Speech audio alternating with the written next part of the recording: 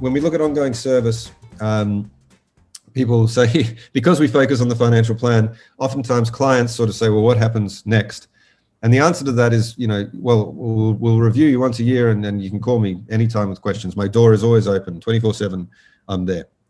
And the problem is, you'd know with that is some clients take that up in spades. They ring up all the time, generally clients who paid much lower commissions or fees, and others we don't hear from at all. The other thing is, I can't review all my clients every year, excuse me.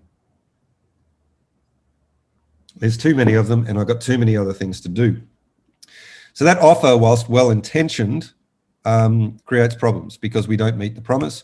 We feel bad about not meeting the promise, and that then creates a problem for us within ourselves, and that creates a problem with the business, that creates a problem with the client base. So that promise doesn't work. So what I want to tell you now to make you feel better is you can probably only review about 20% of your clients, probably. And you are going to have to make a decision about how to manage the others. And you're going to have to make a decision about who does receive that review service. And you're going to have to make a decision, the cost point that triggers people into that group. So what we need to do now is we need to start to say, what's the purpose of our relationship? Well, the purpose is to get you to your end goal. Whose responsibility is it to define that relationship? And that unequivocally falls on you. It is your job to define the terms of the relationship for the client. It's not the client's job to define those terms.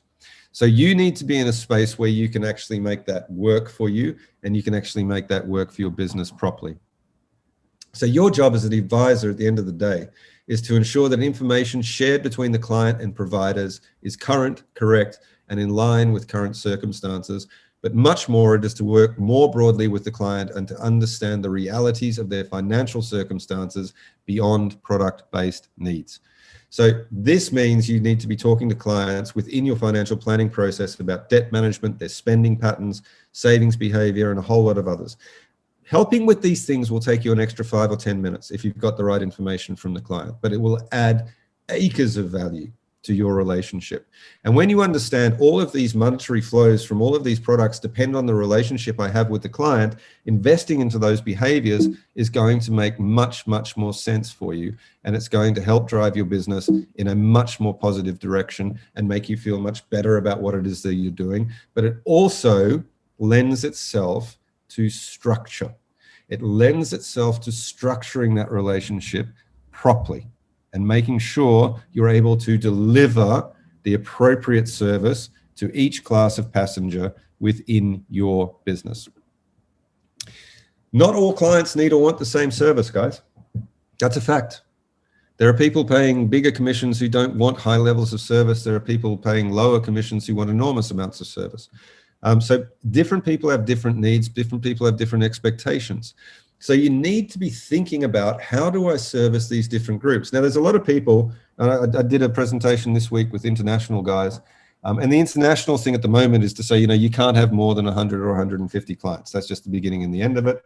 Lifestyle planning is the only way to go. You need to contact every client every month, etc. And in South Africa, for most of our businesses, that's not a tenable model. For our society, in fact, that's not a tenable model. We would simply create a situation where 5% of people in South Africa would be accessing financial advice. And it's not the way that we need to go. So my view is we need to think differently. We need to be able to deal with bigger client bases, but we need to be doing that effectively. And that means we need to have remote ways of dealing with a lot of the people that we're dealing with, but effective. And we need to be relying again on concentrating on the outcome that we're trying to deliver. Beyond reviews, there's lots of other things that you can do for people. You can do service mails, portfolio updates, you can send newsletters, you can send market updates, administrative assistance, you can send them an article that you've just read. You can do all kinds of things to be in contact with your client on a frequent basis. But another takeaway for you from today that I want you to have a think about, and this is not an exhaustive list, you're better at knowing what would be on the list than I am. But the reality is this, okay? If I'm going to keep you on track, that's my job, and you're in economy class, I can't afford to come and sit with you once a year. I can't afford to spend lots of time on you because the business is structured in a different way. But that doesn't mean your needs are not important and your needs don't count. They really do matter. So how do we do this together? Well, the fact of the matter is things are going to change in your life. And the core of our relationship is when something changes, I need to know about it, because then I can say, all right, we need to change the plan, or we need to change what we're doing, or we're okay, which, by the way, is what a review is. So I'm going to come to an arrangement with you, Mr. Client or Mrs. Client. I don't know when things are going to change in your life. Only you know that. But again, you might forget to let me know that things have changed, because you won't think of me because the change doesn't seem related to me. So let's come to an arrangement. I am going to remind you every month what could affect your financial position and what I probably should know about. I'm going to ask for 10 seconds out of your month.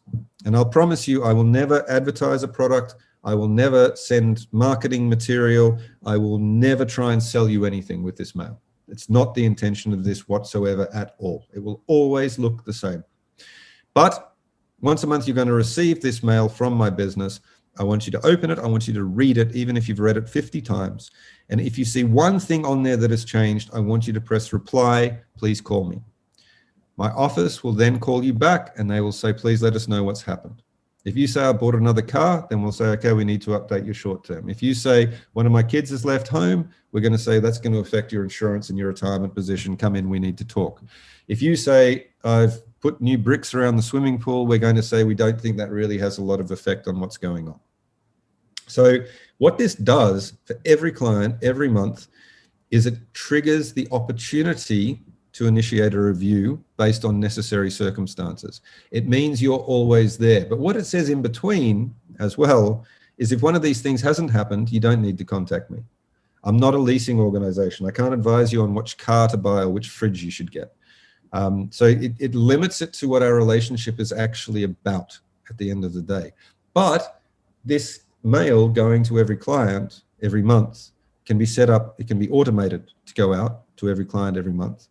And if you're sending it out, you're contacting every client at least 12 times a year. No one is left alone for more than 30 days in your business in that process. Also, if they do think something has changed, you automatically screen them before you have to go and see them to say this is necessary. So now the client's receiving value from your business because you're keeping them on track with their financial outcomes. You're keeping them thinking about the things that they need to think about to get to those financial outcomes. They're able to see you as soon as it's necessary to see you, even though they're flying in economy class. So now by doing this for every client, you have kicked your compliance requirements out of the park. You're adding value to every single client that you're dealing with, and you have reduced the amount of time enormously you have to spend on a lot of these people. And you can start this next week if you want to. This can go to 30 people, 300 people, 3,000 people, or 30,000 people. It will take you no more time. You can do it through your management system. You can call your IT consultant from your client management system, call them to come in, get this set up for you, and you can have your staff send it and not worry about it yourself. You can go to bed every night knowing you've been in contact with every client in the last 30 days. If you're going to say that you're going to review somebody in a service agreement, write down what that means. So don't let the client assume what it means. Tell them what it means. What are we going to review? Your personal insurance, that's your level of cover, any premium increases, your business interest in insurance, your buy sells, your surety, your shareholders agreements, your investments, adjustments and increases, investment assessment and review, market discussion. All of this stuff is real in what you're doing. And if you start to look at a review in these terms, you're going to realize I can't review everybody. And the other reality is the person with the 250, 300 Rand life insurance policy doesn't need to be reviewed. They need to be cared for, but they don't need personal reviews. So my business can do much, much better by my existing client base. I am not in contact at the moment with 60, 70% of my clients. I can be in contact with 100% of my clients every month if I change my mind about what they would value. Contacting me once a year is not nearly as good as contacting me all the time. And by the way, first class passengers get the same mail as the economy class passengers. We just add onto those levels to make sure that they're there. The other thing that we need to realize is if we're going to determine class of travel, we can't use insurance companies' divisions. And when it comes to marketing and selling products, propensity to buy and where you live and what suburb you're in and what profession you have are all things that they use to determine product alignments. And that's fine if you're in a commercial business. But you get yourselves into trouble because somebody's the son of a doctor, I immediately put them into first class. Rather than saying, you know what, John, at the moment you're 21, you probably need some income protection, but you don't have a house, you don't have a spouse, you don't have children, you don't even have a car yet. Financial concerns shouldn't be the top of your mind, but they're going to grow. You're going to get married, you're going to get a mortgage, you're going to get vehicles and children. And as your needs grow, our needs will grow with you. So at the moment, I'm going to put you in economy class because you don't need to see me 3 times a year. But as you grow, as you become more financially concerned, then we're going to be there for you every step of the way.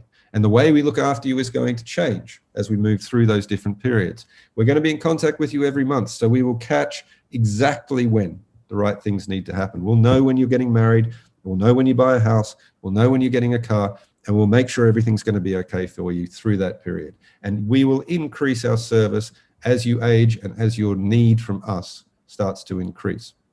We don't need to be putting everybody into first class. It doesn't work. First class doesn't work if you put everybody in it.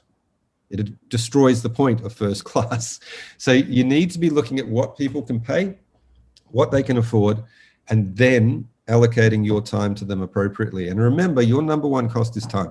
It's your people's time and it's your time.